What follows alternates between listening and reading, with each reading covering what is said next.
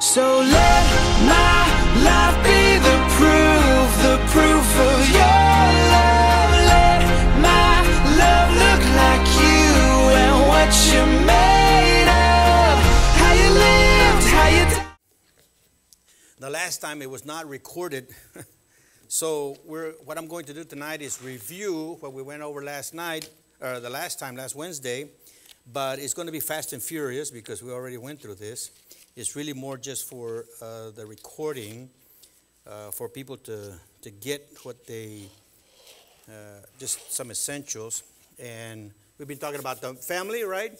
And we've been talking about husband, wife, children in general, right?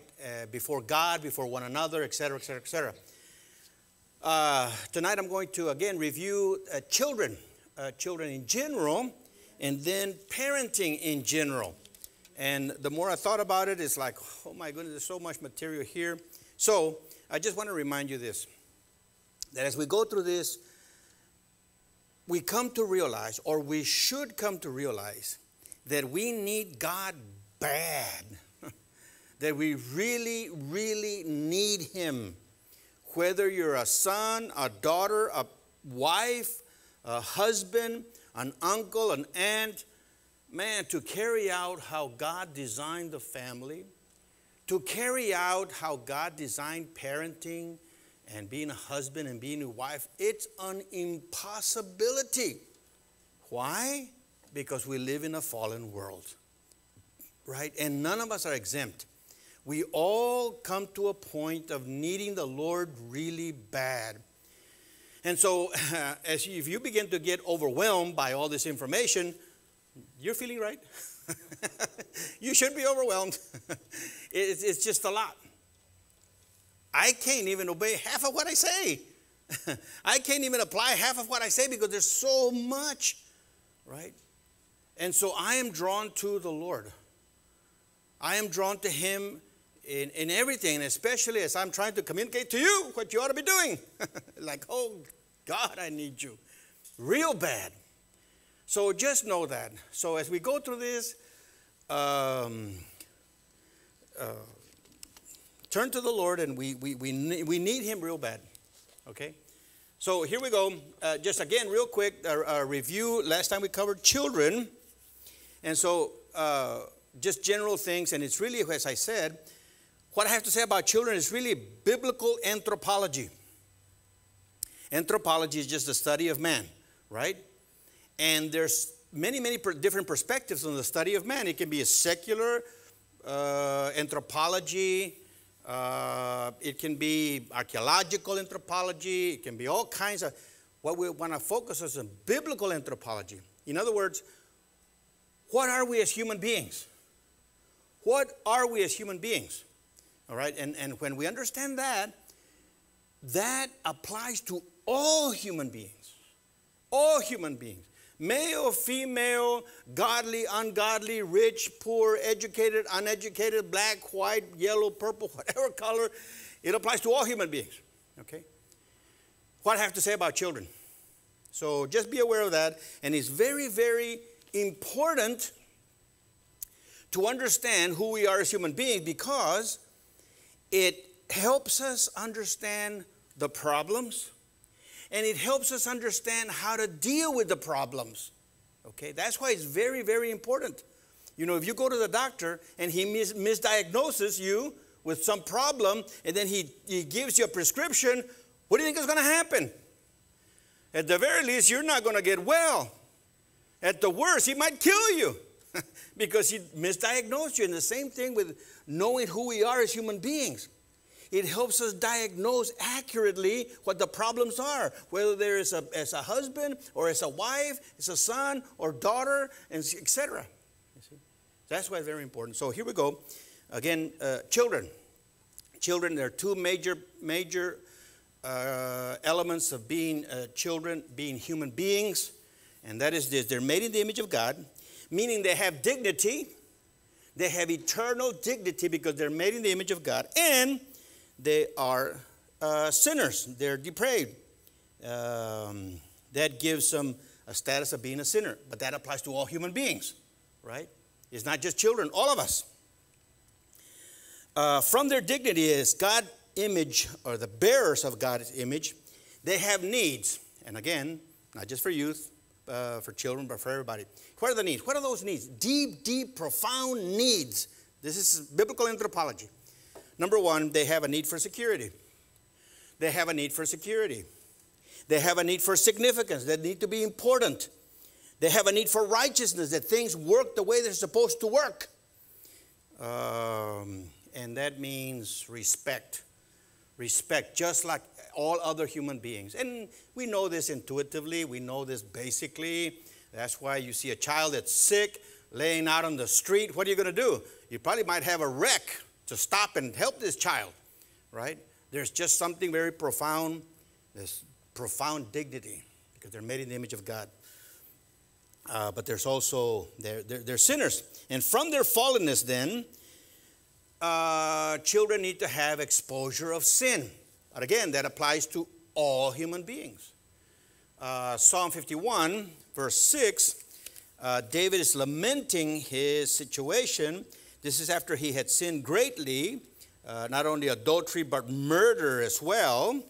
And he's, lamenting to God his condition. He's not trying to lay blame on anyone, his mother, but here he says, Psalm 51, verse 5, I want to say. Psalm 51, yes, Psalm 51, verse 5. Behold, I was brought forth in iniquity, and in sin my mother conceived me. In other words, I was born a sinner from the very word go. I was doomed, so to speak, you see. And we're all born sinners, and our children are born sinners, right? Made in the image of God, but sinners. So there's going to be rebellion. We said Genesis 8:21. From you there is something, resistance there, some rebellion. Proverbs 22:15 also. And then there's also with children, there's this self-sufficiency. I'm going to do it myself. Proverbs 3:1-7 we mentioned. The need to trust the Lord and not trust on yourself. So that's also the characteristic of children. They're selfish. There's a demandingness there. And again, I say children, but it's really with all human beings. But we're talking about the family and parenting in particular, so I need to bring this out concerning children. And so the children also need the cross. The children also need mercy and grace, right? Because we adults, we know. We know how much we fail. And sometimes we try, and by the time you know it, we failed again. If we're honest about it, and so how much more the children who have not been trained, and they don't have the strength and, understanding. So all the more why our children need mercy and grace and forgiveness, you see. So we said all that the last time. Our children's greatest needs are forgiveness, love, and grace. Yes, sin is to be exposed, you see. But just like us, forgiveness and grace to become Christ-like. So with all this, it can add understanding how we deal with our children. And really, the way we deal with anybody and everybody. We all know that anybody and everybody have both the dignity of being made in the image of God, but depraved because they're sinners, you see. And so that's a reality with all human beings. All human beings. Whether it's a prostitute, whether it's Billy Graham, whether it's the Pope, whether it's me, whether it's the worst sinner in the world, they both have that. Made in the image of God and sinful. So when we understand that and we're dealing with our children, we're like, wait a minute, there's dignity there, but there's also sin. How do I deal with both of those? You see? And of course, that means a lot of patience as well. A lot of patience. Truth. How much patience has God had with you? With me? Right? And so, really, that's the way it should always work. If we're going to pass on forgiveness and grace and mercy to anyone else, guess what? we need to know ourselves that we need mercy and grace and patience so that then we can pass it on to others. If we're not aware how much we need God's patience, because we're pretty good. I'm not a sinner. Oh. But when we realize and we have this ongoing understanding and we experience God's mercy and grace and patience with us, then guess what? We can pass it on to someone else, especially our children. You see? And so that's all review. And then last week we started on parenting as well. What I'm about to say is kind of review as well from last time. And again, I went 100 miles an hour on that because it's just a review. But parenting. Oy. Parenting is one of the most significant activities, work or duty or service parents can render in honor and worship of God. Very, very important. Very important. Because many parents parent not so much to the honor and worship of God. They're out of pressure and out of fear and out of, oh, now I have an obligation. And here we go, pressure, and then they put pressure on the children. And it's not really out of loving God and honoring God. You see, there's the wrong perspective. And then messes up all our parenting. So it's very, very important that while we know that parenting is a very, very weighty activity, it must be done in honor and worship of God. So, you know, the shaping and training of a human soul, that is so weighty, so profound. Like someone said, it vibrates in eternity. It goes on what the effects that how we train our children, create children to begin with, and then train them. Man, that goes into eternity. And sometimes we don't think like that, but it's the truth. We're participating in creating and being involved in this glorious thing of training a soul for eternity. Man. And that job is daunting. That job is scary. That job is impossible without the help of God. And that's what I was saying to begin with. That in realizing all this, man, we come to the point, it's like, God help me. Oh my goodness. And here's the problem, or here's a problem of 1,000 million problems. Here's a problem. Because it is so daunting, because it is so scary, and because it's like going to take us away from so much pleasure in life or whatever, many are saying, you know what? I don't want to have children. It's too much of a hassle. Okay, don't have children. But now your life is not going to be anywhere as close as meaningful as creating and training an eternal person forever and ever. Everything else in life, it becomes almost meaningless compared to being involved in creating and raising children. So that's the reality. Every single baby, as I say, is going to outlive the world. One baby is worth more than all the skyscrapers in all the cities of all the world. One baby. One baby. Because all the buildings in all the world eventually going to turn to dust. That baby, forever and ever and ever will exist. Yes, sir.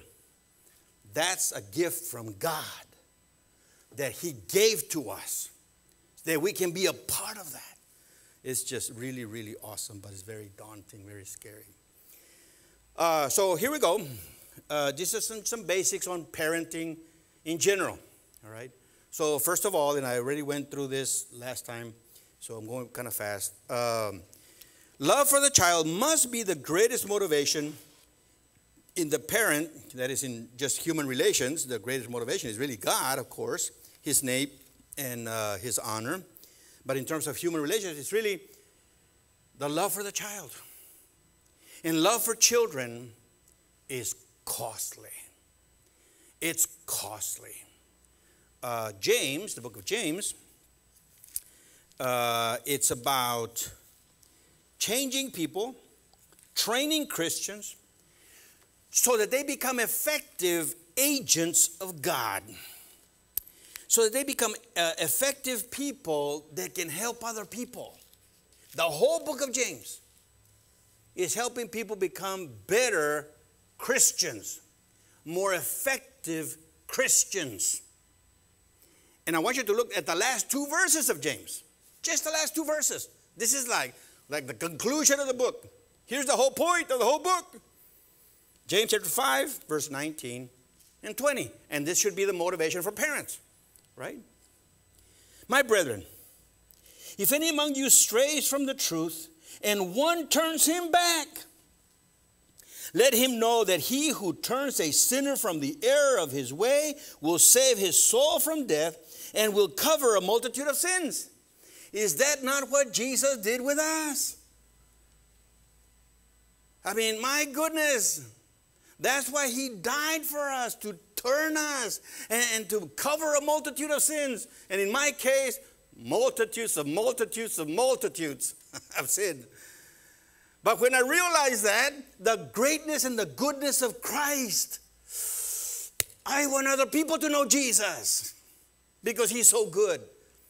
You see, and parents are to be motivated by that to love their children. You see, so that should be the motivation. A motivation, one of the biggest motivations for parents. Love for the child must be the greatest motivation in parents. This second thing about parenting in general, and this is in our culture is terrible, but here it is. Pleasing God more than pleasing children. Parents, in our culture, we need to be pleasing God more than pleasing our children. Today's culture, children are leading the parents. It's the reality. We ask the children, do you want macaroni and cheese or this? And the child like, but we're having them lead. Just cook something and give it to him, for heaven's sakes. And then they grow older and they're like, what do you want, Johnny? And they start crying, okay, what do you want? Because I'm going to go crazy here. It's like, wait a minute. What begins to happen is the child begins to think that they are the center of the universe, and that is disastrous for them. It's disastrous for them. Now, that doesn't mean that we're insensitive, that just whatever, we don't care. No, of course not. Don't go off, you know. But pleasing God is more important than pleasing our children. And in today's culture, I'm telling you, if people hear what I have to say, they're going to get nasty letters. But there it is. There's all kinds of studies that have come out, books that have come out on this. It's amazing. So just know that. I mean, lots of research. Parents have the responsibility to train the children in the things of the Bible. I mentioned this the last time, Deuteronomy chapter 6, verse 7 through 8. You want to just write that down, Deuteronomy chapter 6, 4 through 7. And then the parents need to be able to nourish the children physically and non-physically, right? In every way, there's to be physical affection besides the food and shelter, right? Besides food and shelter, there needs to be a hugging of the children, giving them physical affection. There's just something very, very powerful about touch. Very powerful. I mean, isn't that the case? You can be in a line at the grocery store or whatever, and you better not touch that person ahead of you. Or if somebody touches you, like, what was that? I mean, we're touchy. It's just the truth. There's something very powerful about touch, you see. And when it is an appropriate touch, an appropriate hug, oh my goodness, it can be so encouraging. But many times we as parents are scared. We're scared that the children are not going to like it. And so we're scared. And then the children grow up thinking, I'm a reject. They might not be able to say it, articulate it, but in their soul, something is wrong with me. I'm not loved, you see. I'm not good enough to be given affection. So there needs to be this affection besides the food and shelter. There needs to be an emotional understanding and verbal affection to be able to tell our children, I love you, I care for you, I'm concerned for you.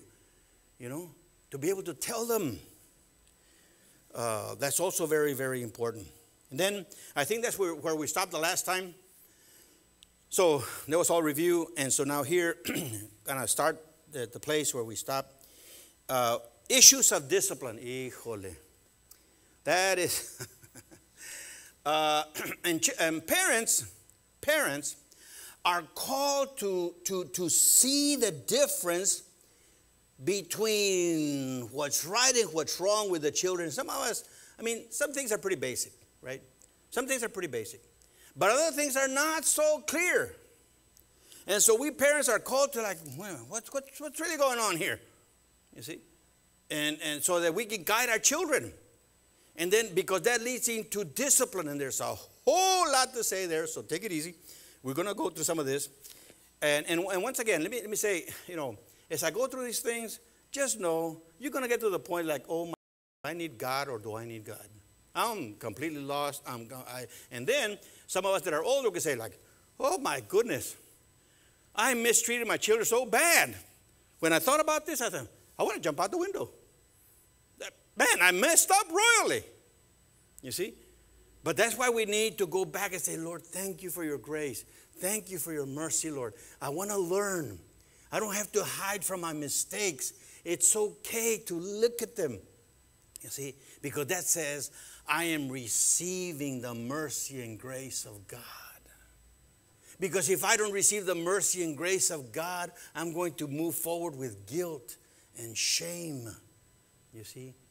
And I need, with that, I realize I need the mercy and grace of God. Guess what? I can pass that on to my children. I know, son. I know, daughter.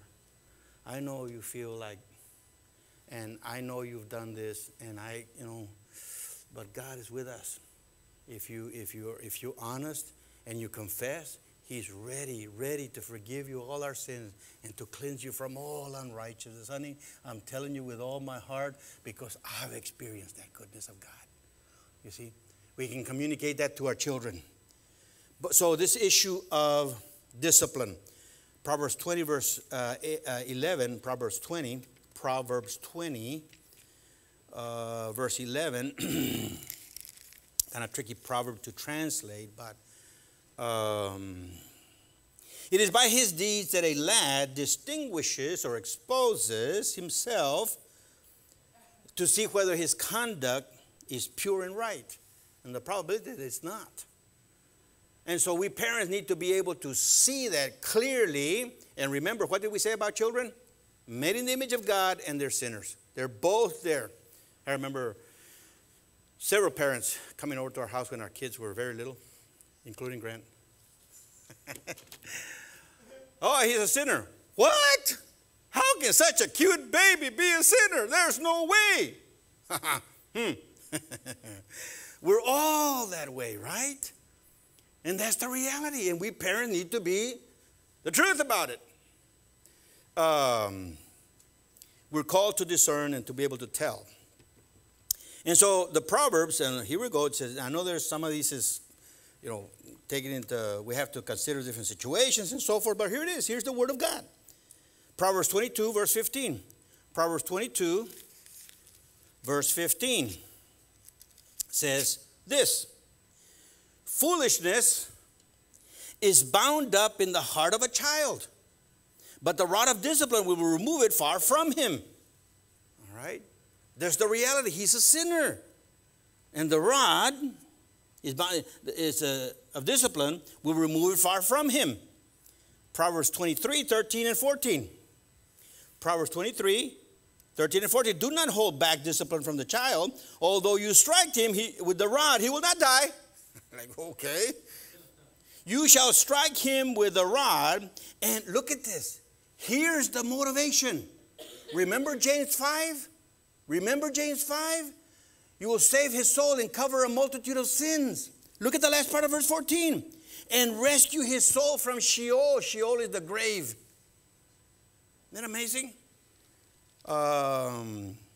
Proverbs 29:15. 29:15. I know there's all kinds of questions in today's culture. No corporal punishment. Well, here's the word of God. Proverbs 29:15 says this: the rod and the reproof give wisdom, but a child who gets his own way brings shame to his mother. I'm not making it up. It's right there, all naked, laying right there. You see that? And that's the discipline, you know. And, you know, look it over.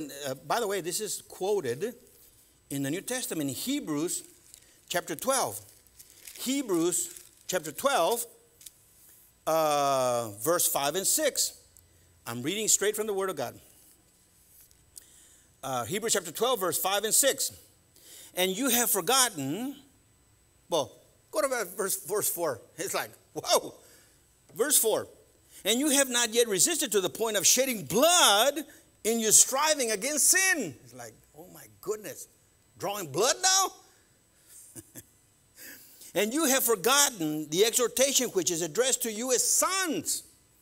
Quoting from the Proverbs. Proverbs 3. My son, do not regard lightly the discipline of the Lord, nor faint when you are reproved by him.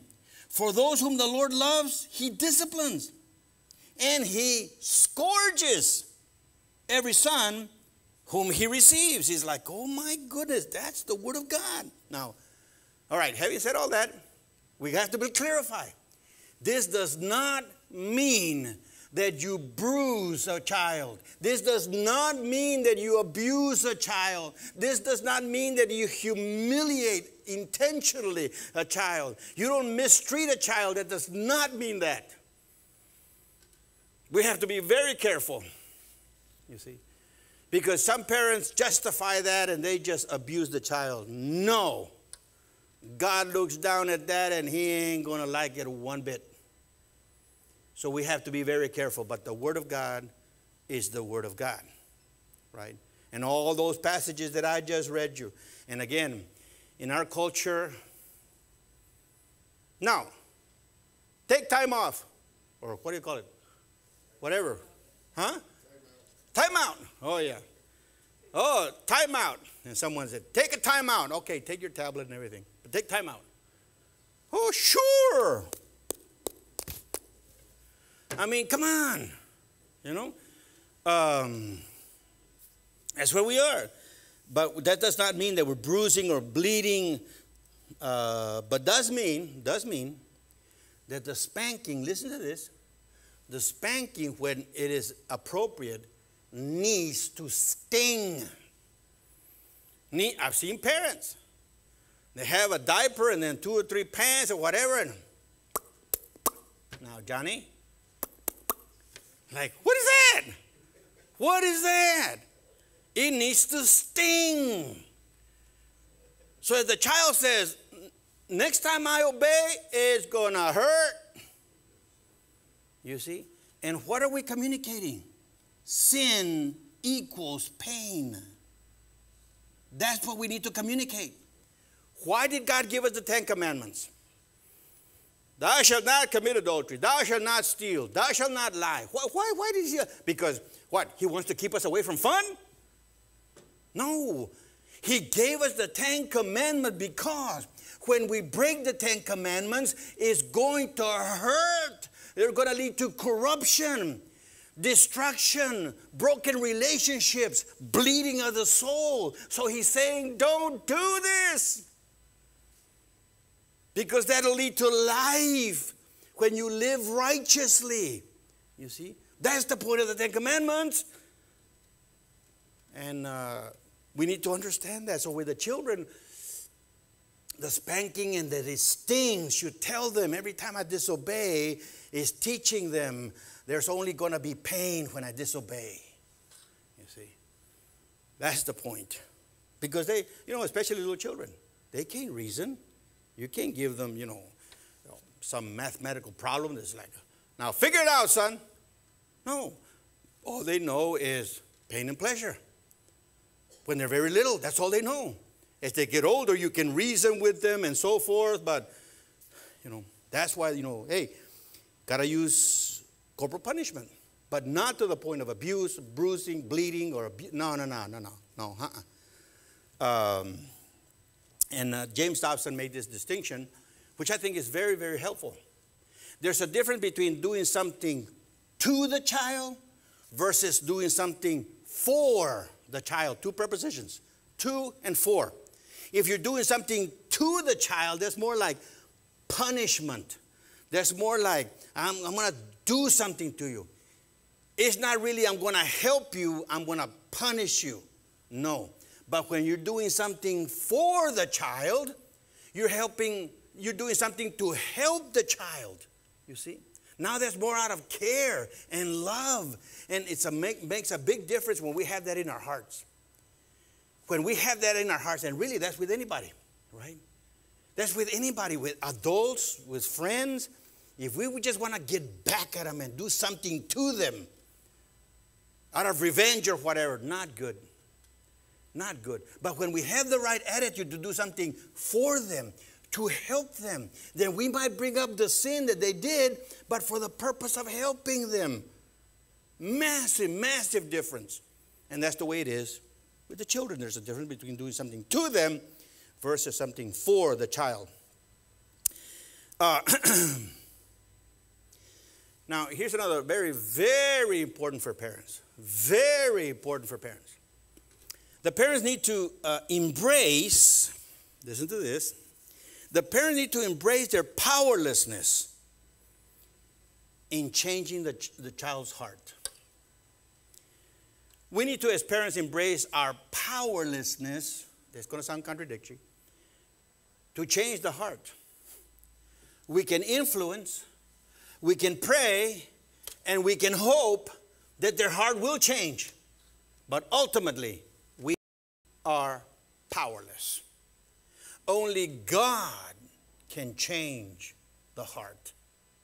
You see? So we need to provide the consequences. As they get older, we need to provide the reasoning so that they can understand. But ultimately, it's going to be their choice. You see?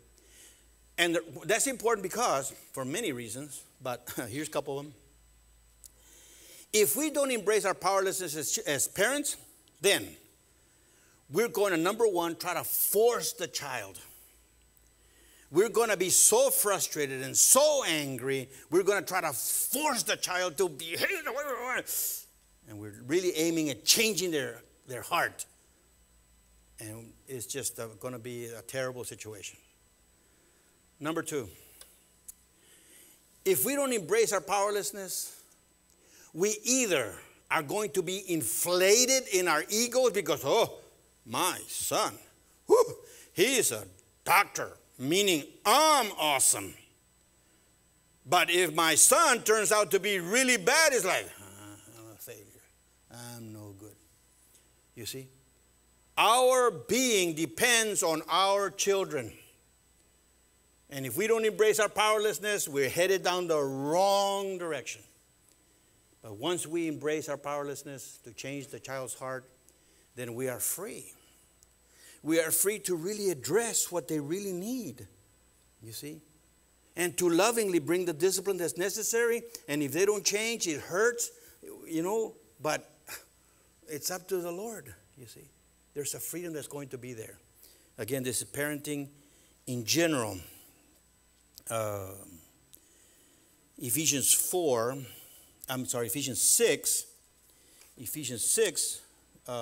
verse 1. Ephesians 6, verse 1. Or Ephesians 6, 4, let's say. Ephesians 6, verse 4. Fathers, do not provoke your children to anger, but bring them up in the discipline and instruction of the Lord. And we parents can provoke our children when we just plainly, simply want to force them. You see, our hearts are not right. And then we're going to provoke them to anger as well. You see, and that can be a big, big problem. So this all brings out the issue of power struggles. Power struggles with between parent and children. So let me say a little bit about that. Rather, it's really an emotional struggle, a power struggle, but really emotional struggle. Again, in Ephesians 6:4, don't provoke your children to anger, right? But bring them up in the instruction, discipline and instruction of the Lord. There's no way around the tough battle. There's no way around the tough battle. Why do I say that? Because remember what I said about all children? Both made in the image of God and sinners, fallen. So with that reality, there's no way around difficulties. By the way, that applies to all relationships. That applies to all relationships. Parent-child, sister-brother, husband-wife, worker, co-worker, employer-employee, neighbor. I mean, everywhere. Why?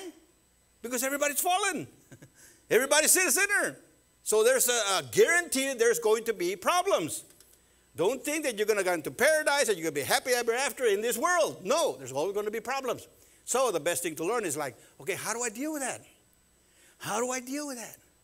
Well, it takes a lot of trust in the Lord. Looking to Him, right? And then a lot of mercy and grace, the very things I've said earlier. See, we need the Lord. So in these power struggles between parent and children, a lot of dependence on the Lord and understanding. So this is what I'm going to try and add here. But there's no way around the battle. Your child's soul, as I said, they're born sinners. It's a hard reality to swallow. So what happens when a child wants to do their own thing? Well, here's some things that have been were helpful to me, and I still pass it on to others. There's some questions that I ask or that can be asked when a child is doing their own thing. Because we parents, we can get into the no syndrome, right? Everything is no. No, don't do that. No, no, no, no, no. Put a recorder. No, no, no, no. That's all the child knows. Just no. And it's a problem. So, and then once the parent says no, they have to stick to their word. They have to carry it out. Because if they say no and no and no and no, and then the child, that doesn't mean anything. I can just keep doing what I'm doing, you know. And then when the parent finally does something, don't do it again. No. What was that? I can keep doing it, you see. And that creates a power struggle. Okay, so here's some questions. Is the child doing something dangerous? Before you say no, ask the question, is what they're doing, is it dangerous? Playing with a knife, playing with electrical stuff, want to touch the hot stove? No, no. Okay, that's one question. Is the child doing something dangerous? Here's the second question. Is the child doing something destructive? Breaking valuables, scratching a car with a key. Something destructive, right? Here's the third question. Is the child doing something immoral? Is the child doing something immoral, like using obscene language, gestures, touching somebody else's private parts? Are they doing something immoral? And so that's a question. Once you ask that question, or here's another one.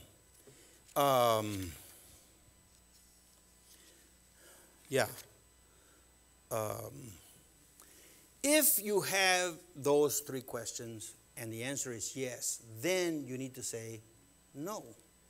No. If it's immoral, if it's destructive, no. No. If it's dangerous, no. But if it's not one of those three, then you can use a different strategy so that you don't get into power struggles with your child, right? Distract. Distract them. Ask, maybe offer, suggest something. Well, look at this. Why don't we play with this over here? Or why don't we do this other? Or, move them in a different direction. But don't say no, because once you say no, it's going to be a power struggle. Because it may not be that big of a deal. You're just inconvenienced. And so you have to say no. Distract them. Show them something else. It's really what is needed.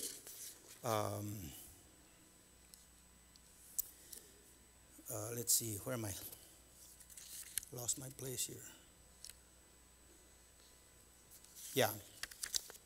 Distracted suggest something different, offer something different, constructive or attractive to the child. You see? How about if we play with the tractor? How about if we listen to this music? Remember this song? Can you sing this song? Something to distract them, to move them away from what you'd rather them not do.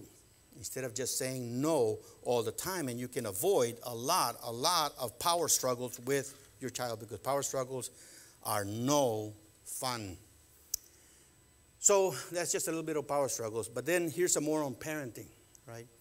There needs to be consistency. Consistency is needed. Consistency is needed. Look at Proverbs 25. Proverbs 25 and verse 19. Proverbs 25, verse 19 says this. And by the way, this is with friendships, with spouses, with everything. This applies to everyone, right? Like a bad tooth and an unsteady foot is confidence in a faithless man in time of trouble.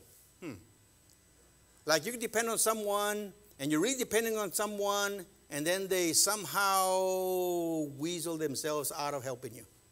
It's like, right now is the time that I help. Man, what? There's no confidence, right? Because there isn't a consistency. And so with parenting. When parents are not consistent, the child is like, they don't know what to do. They can get angry inside because there's no consistency with the parent. You see? And that's how we can provoke our children to anger. And that's why instead of getting into power struggles, learn how not to get into power struggles unless it's really, really needed. It's dangerous. It's immoral. It's destructive. Then, man, you better get in there and get involved. But if not, don't get into power struggles. Because if you say no, then you need to stay consistent. And if you're not consistent, it provokes the child to anger and frustration. You see? Just like when you depend on someone and they're not consistent. Is the feeling. You see?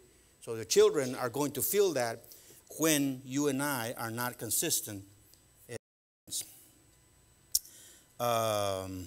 creates a lot of stress in the children. And that does not really help the children. So you need to be consistent. Here's another thing. There needs to be strength in the parent. If you're going to have this, you need to have strength, spiritual strength, character strength. Because the children, man, they will test you to your soul. The children, and they are incredibly good with their depravity. And they're really good. They can manipulate, man. Woo! And so there needs to be a strength of character and spiritual strength in the parent. And how is that going to happen? The parent needs to spend time with the Lord. The parent needs to be able to have time with fellow believers who can gain perspective and strengthen one another. You know, parenting, when you're a loner, oh my goodness, not good. So that's why we need the help of others, need the help of the Lord and one another. That's why community is very, very important to grow up as a Christian and children. We need that community. So that others can speak into our children and help us to be strengthened. Because it takes a lot of spiritual strength and wisdom to do that. So the need for spiritual strength and character in the parent. Now, here's another thing for parents. Parents, there needs to be a need to acknowledge, to be acknowledging and embracing inevitable failures, inevitable disappointments, and the general ache in the soul. There needs to be an acknowledgement and embracing of that. Now, in my own personal life, I was the 7th of 8 children. And so you can imagine by the time they got to me, they didn't have much energy left. My parents didn't have much energy left at all. So there was profound neglect. There was abuse. And as I grew older and I went through some very dark times, I came to realize that I was projecting my resentments and my anger towards other people because it was too hard for me to embrace my parents' failures. You see, it was too hard for me to embrace that. I loved them, and they did so much for me. How could I say that they failed me? At the best I could say, well, no, they did their best. But they failed me miserably, you see. And until I embraced that, I was able to deal with life appropriately, you see. And as parents, we need to embrace our own inevitable failures. Because if not, it's not going to be good moving forward, you see. So let me just go through a couple of those things of what happens when the inevitable failures and pain in the heart and the soul is not embraced. First of all, either the parent or the child will be projecting their failures. Let me use from just the parent's perspective. The parent will be projecting we as parents will be projecting our failures to our children, and weaknesses and shame. So if the parent feels like a failure and shame, then they're going to look at the children. Oh, they're going to fail. They're going to bring shame. So protect them. Protect them, because parents are projecting onto our children. You see, onto the children, and the children are going to feel the pressure. They don't even know what shame is, and the parents are projecting over to them. And it's real sad. But when the parent doesn't embrace their own, then they project them over to their children. Weaknesses and shame.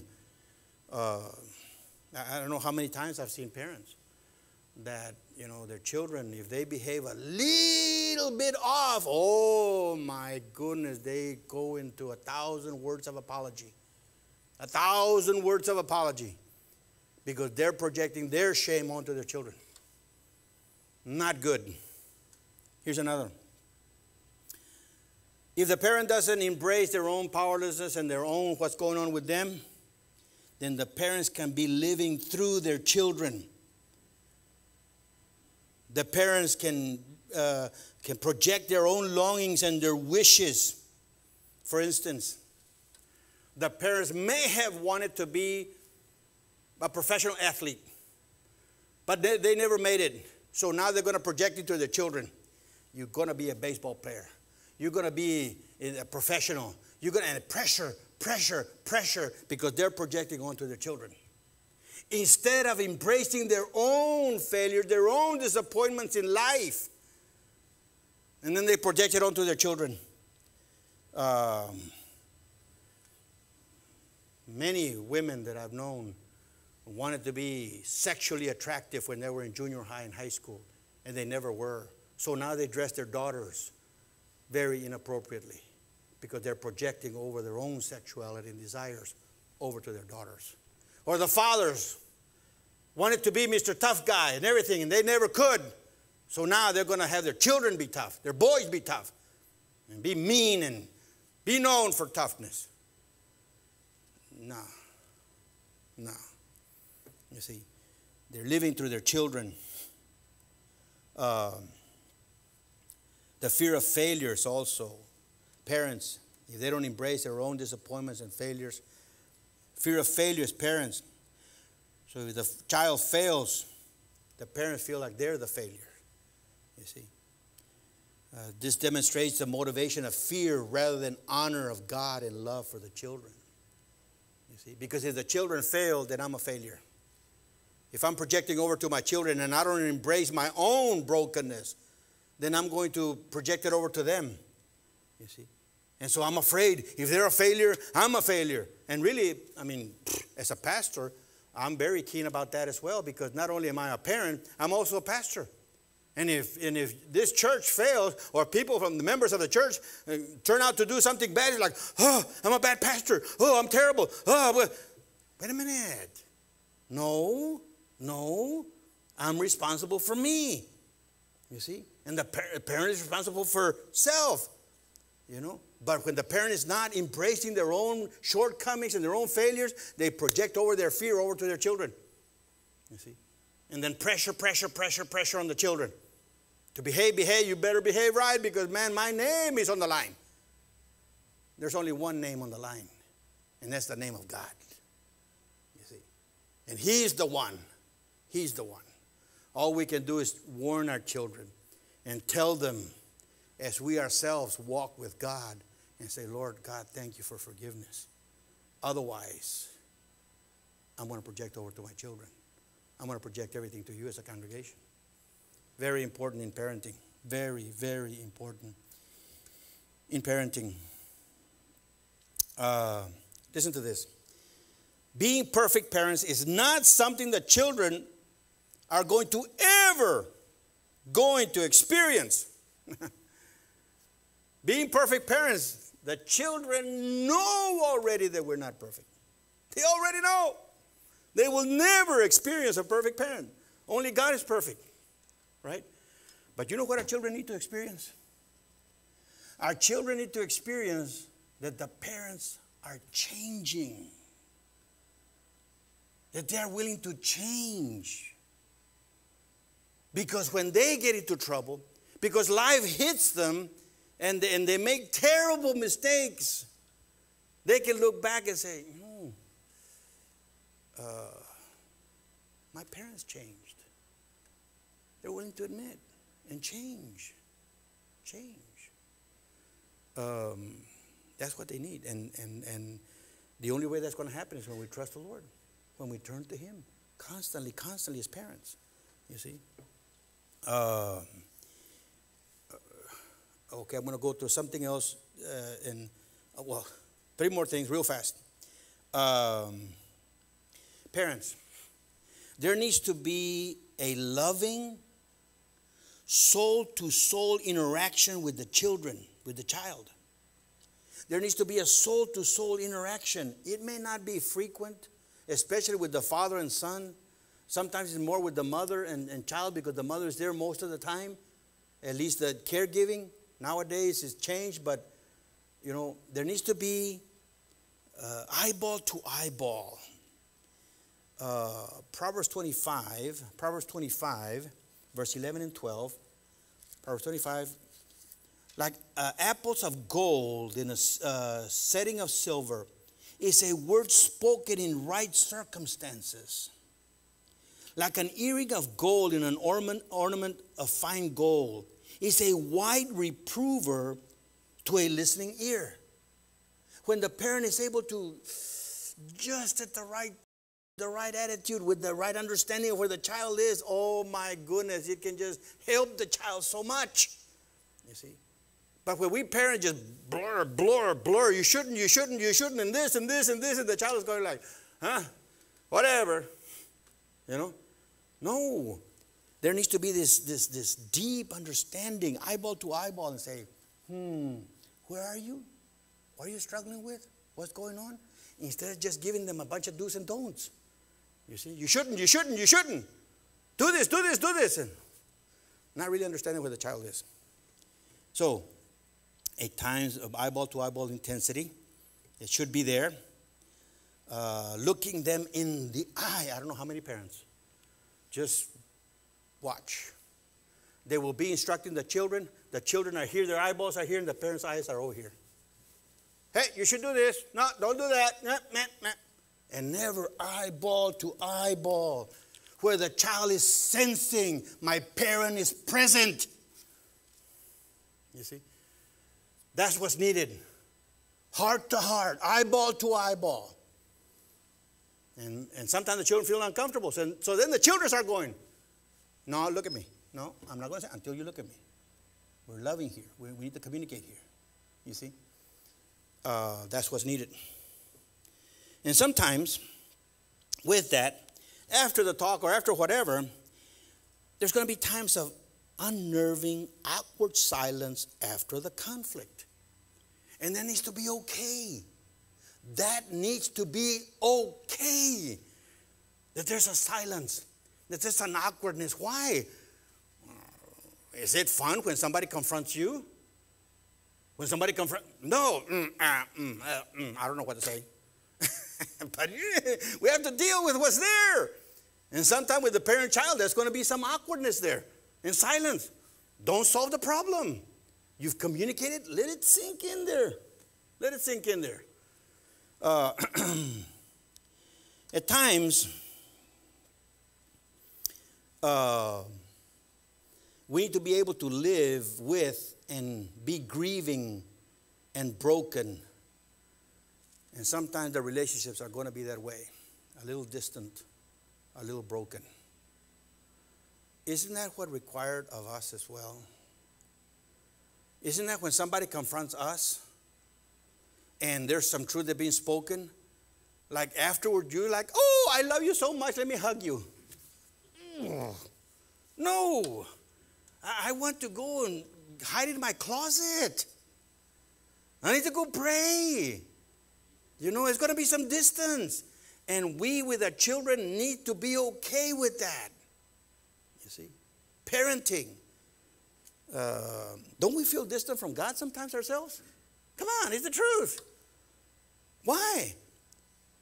Bottom line, we may be mad with Him. We may be mad with God. That's why we won't pray. Why? I pray to you? I prayed 1,000 times. You didn't answer my prayer. Why should I pray to you? And God says, well, what you were praying for was going to kill you. I didn't want to answer that prayer. But we don't know any better. We think that's life. You see? And we're mad with God. God says, okay, we're going to be distant for a while. Listen, I'm not thrown off. It's going to be okay. And we as parents need to be able to do that with our children. You see? There's a time to laugh and a time to mourn. Ecclesiastes 3:4. And it needs to be okay. And then there are times where we need to ask, the parents need to ask the children questions about what's really going on inside. Listen, a genuine, caring curiosity. Not a just let me get some information from you because I need your soul. Let me ask you how you doing because I need you. No. You do that, the child is going to know it. The child's going to know it. And there's going to be this. You ask me a question? Yeah. Mm-hmm. No. A genuine, caring curiosity. Or a comment. I don't know if I'm right, but I'm kind of concerned for you. Or, really, how's it going? A genuine ask questions. You see? Because otherwise, the child's going to know it's like, no, you just want something from me. You really don't care about me. But if the child realizes that there's a genuine question there, over time, there's a trust that's built. And they're willing to answer. You see?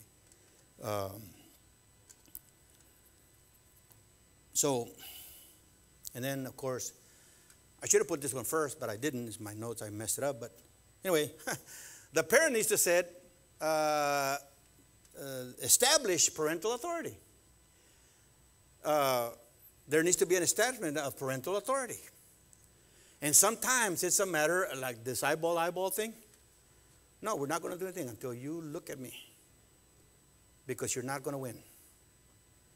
I can stare at you for 10 minutes. You're not going to win. The child needs to know. You see?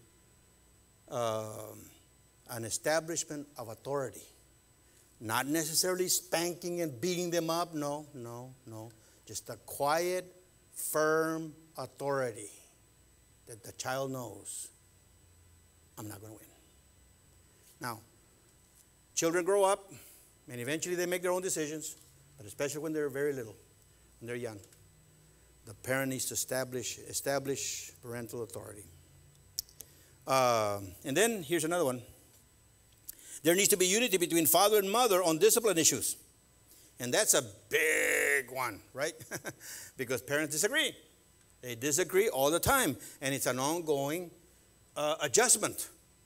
Do you see how much we need God? I mean, we need God really bad. And that's what I was saying from the very beginning. But there needs to be an agreement, a unity between father and mother on discipline issues. Because children are very perceptive. The children are very, very perceptive. They know how to divide and conquer. They are experts at it. Divide and conquer. You know, one of them comes to me, can I do this? No. They go to mommy. Mommy, and they'll ask it just a little bit different. Well, mom said yes. And they know how to divide and conquer. So parents need to be united in the issues of discipline. So let my life